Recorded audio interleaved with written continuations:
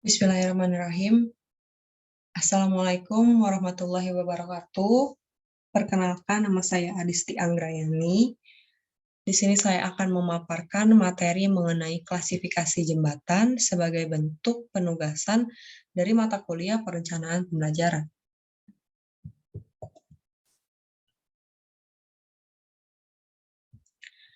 Terdapat 7 pokok bahasan yang akan kita ulas. Yang pertama ada tujuan pembelajaran, kedua kompetensi dasar, 3 peta konsep, 4 definisi jembatan, 5 klasifikasi jembatan, 6 pokok bahasan kelompok, 7 pembagian kelompok.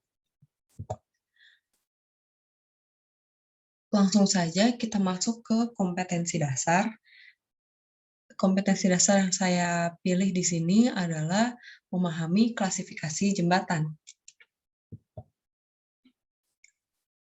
Dengan tujuan pembelajaran, melalui proses mencari informasi, menanya, berdiskusi, dan presentasi, peserta didik diharapkan dapat menjelaskan definisi jembatan, memahami serta mampu mempresentasikan klasifikasi dan jenis-jenis jembatan.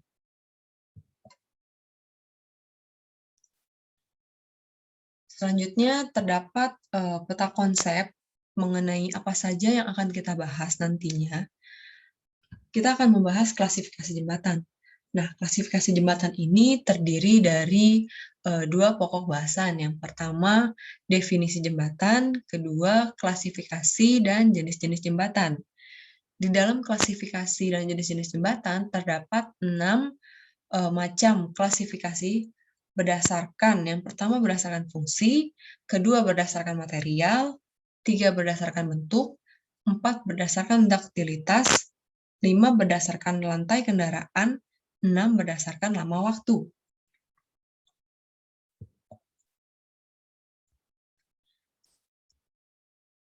Pertama, kita akan membahas definisi jembatan. Apa sih yang dimaksud dengan jembatan itu sendiri? Di sini saya mengutip dari 3 jurnal. Yang pertama, menurut Sari pada tahun 2016, jembatan merupakan suatu konstruksi yang gunanya untuk meneruskan jalan melalui suatu rintangan yang berada lebih rendah. Rintangan ini biasanya jalan lain, seperti jalan alus atau jalan lalu lintas biasa. Kemudian pendapat kedua, menurut Rahman pada tahun 2016, jembatan merupakan komponen infrastruktur yang sangat penting karena berfungsi sebagai penghubung dua tempat yang terpisah akibat beberapa kondisi. Dan pendapat terakhir, menurut Masaroh 2014, jembatan secara umum adalah bagian dari jalan yang merupakan bangunan layanan lalu lintas untuk melewatkan lalu lintas. Nah, keberadaannya sangat diperlukan untuk menghubungkan ruas jalan yang terputus oleh suatu rintangan seperti sungai, lembah, gorong-gorong, saluran-saluran seperti saluran air, pipa, kabel, dan lain-lain, jalan lalu lintas, atau yang lainnya.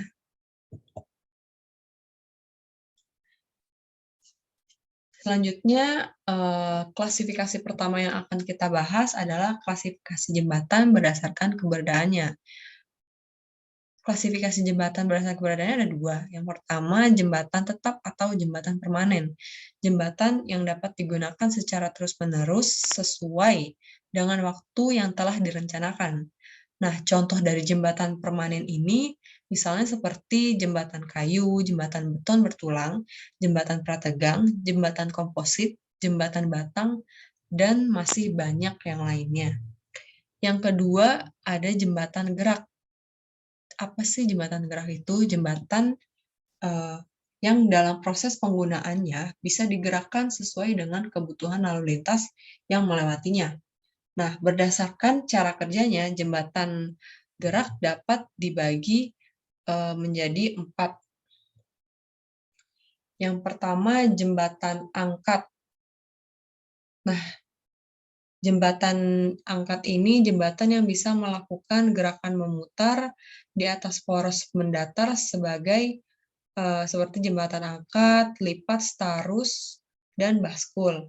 Kemudian yang kedua, jembatan baskul beroda. Jembatan yang bisa melakukan gerakan memutar di atas poros yang berdatar dan juga bisa berpindah secara sejajar. Lalu ada jembatan putar. Jembatan ini bisa melakukan gerakan memutar di atas poros tegak atau jembatan putar. Dan yang terakhir ada Pons Transborder. Jembatan ini melakukan gerak memutar ke arah mendatar atau tegak lurus. Klasifikasi jembatan selanjutnya berdasarkan fungsi. Ada 5 jenis jembatan. Yang pertama, jembatan jalan raya. Jembatan jalan raya ini jembatan yang menghubungkan antara jalan raya dengan jalan raya lainnya. Nah, jembatan ini direncanakan untuk menahan beban arus lalu lintas kendaraan di atas jalan raya, baik kendaraan berat, sedang, maupun ringan. Yang kedua, jembatan jalan rel kereta. Jembatan ini direncanakan khusus untuk dilewati kereta api. Yang ketiga ada jembatan penyeberangan.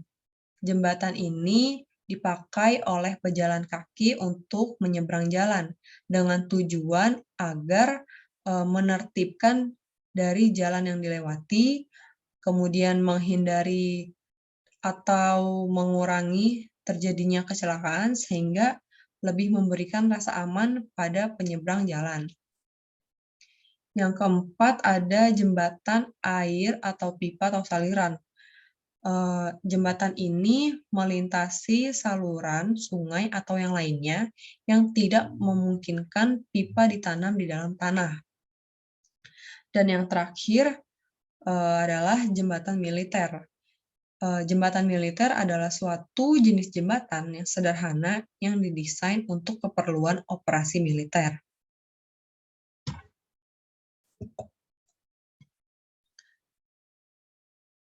Kemudian klasifikasi jembatan berdasarkan material. Berdasarkan material, jembatan terbagi menjadi 6. Pertama, jembatan bambu, jembatan kayu, jembatan beton, jembatan baja, jembatan komposit, dan jembatan pasangan batu kali. Jembatan bambu dibuat menggunakan bahan bambu yang telah diawetkan serta didesain sedemikian rupa dan dapat bertahan hingga puluhan tahun. Lalu kalau jembatan kayu merupakan jembatan yang berbahan dasar kayu. Nah, jembatan ini biasanya digunakan untuk daerah tempat yang mempunyai panjang bentang yang tidak terlampau panjang. Selanjutnya ada jembatan beton. Jembatan beton merupakan jembatan yang konstruksinya menggunakan material beton sebagai bahan dasar dan biasanya digunakan untuk konstruksi jalan raya. Nah, jembatan beton ini biasanya memiliki panjang bentang 15 sampai dengan 25 meter. Jembatan beton dapat dibedakan menjadi 2 jenis. Yang pertama, jembatan beton bertulang, dan yang kedua, jembatan beton prategang. Lalu yang keempat, jembatan baja. Apa sih jembatan baja? Jembatan baja ini baja sebagai bahan dasar besarnya. Nah, untuk konstruksinya bisa berbentuk baja profil atau rangka baja. Dalam menentukan konstruksinya dipertimbangkan, sedangkan konstruksi dipertimbangkan pada kebutuhan bentang dan panjang bentang. Yang kelima ada jembatan komposit. Jembatan komposit merupakan jembatan yang dibuat dengan cara menggabungkan dua bahan atau lebih, di mana bahan-bahan ini mempunyai sifat-sifat yang berbeda. Misalkan seperti penggabungan antara jembatan yang berbahan dasar beton dan berbahan dasar baja. Itu yang disebut jembatan komposit. Dan yang terakhir, jembatan pasangan batu kali. Jembatan ini berbahan dasar batu kali atau batu merah. Seluruh bagian struktur dari jembatan ini biasanya dibentuk seperti struktur lengkungan pada bagian bentang yang digunakan untuk menahan beban utama. Lalu yang keempat, pembahasan yang keempat ada klasifikasi jembatan berdasarkan struktur atas. Nah, yang pertama ini ada jembatan balok. Jembatan balok ini biasanya dapat menahan struktur horizontal yang terletak pada dua tumpuan dari ujung ke ujung. Nah, berat jembatan dan lalu lintas di atasnya secara langsung didukung oleh tumpuan. Beban mati maupun beban hidup dari jembatan akan langsung disalurkan ke bawah oleh struktur tumpuannya. Yang kedua ada jembatan plat. Berbahan dasar plat beton. Nah, jembatan ini dapat menahan struktur horizontal yang berfungsi untuk meneruskan atau menyebarkan beban menuju struktur yang mendukung gaya vertikal. Nah, lalu beban disalurkan, biasanya beban yang disalurkan ini bersifat tetap, termasuk beban dari struktur jembatan itu sendiri maupun beban yang bersifat berpindah-pindah.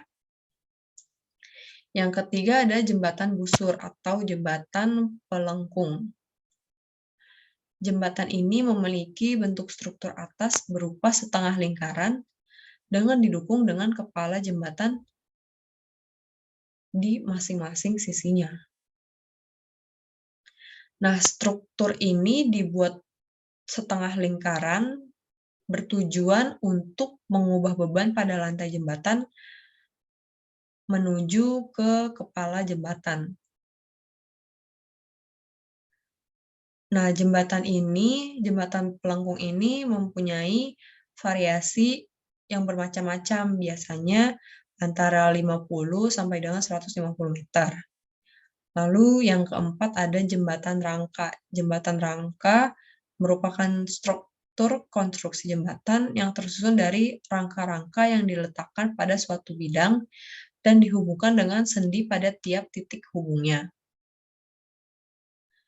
Yang kelima ada jembatan gantung. Jembatan gantung dikenal dengan jembatan yang memakai kabel yang terbuat dari baja sebagai kekuatan konstruksinya.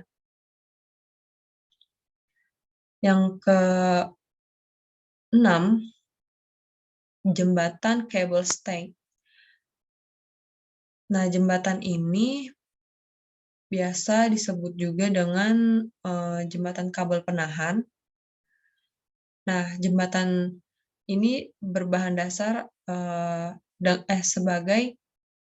dengan kabel sebagai bahan penopangnya. Kabel ini biasanya digunakan untuk menghubungkan antara menara dengan gelagar.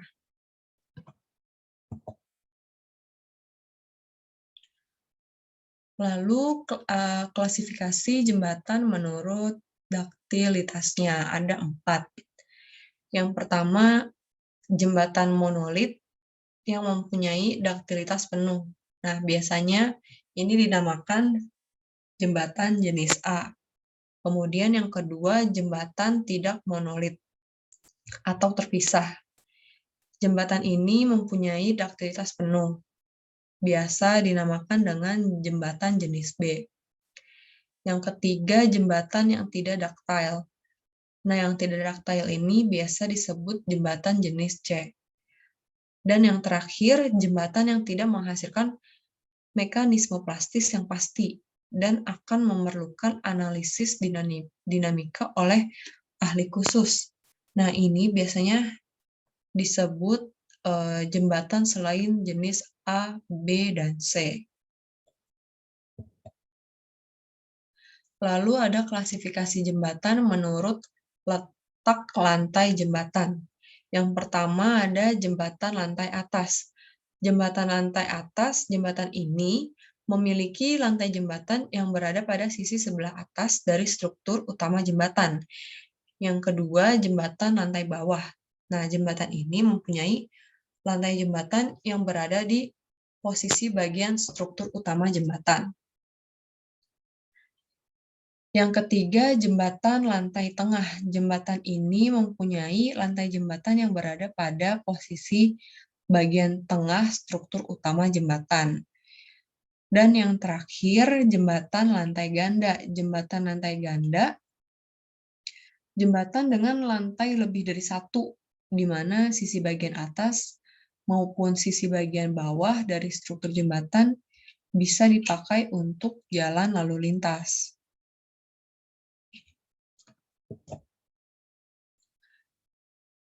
Pembahasan terakhir mengenai klasifikasi jembatan berdasarkan lama waktunya.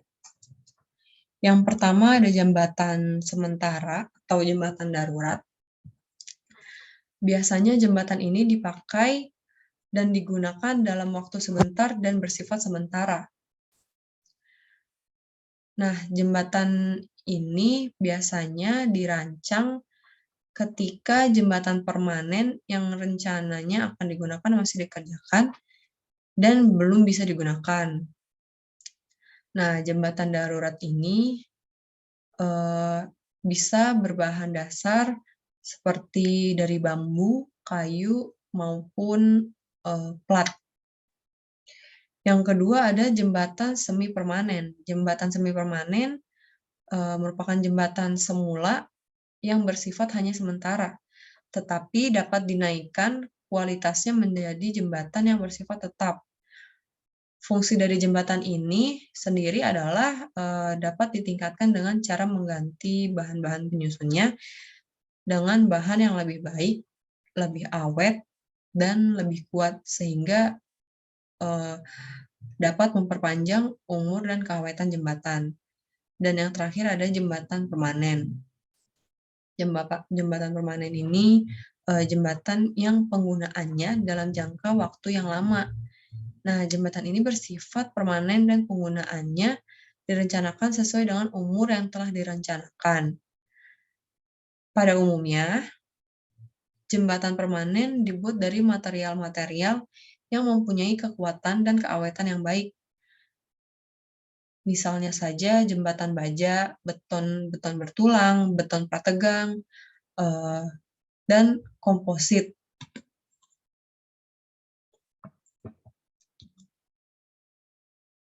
Lalu ada pokok bahasan berdasarkan materi yang telah dipaparkan tadi dan berdasarkan model pembelajaran yang telah dipilih, yakni number head together.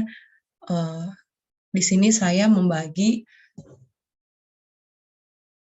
kelas menjadi 7 kelompok yang nantinya mereka akan berdiskusi.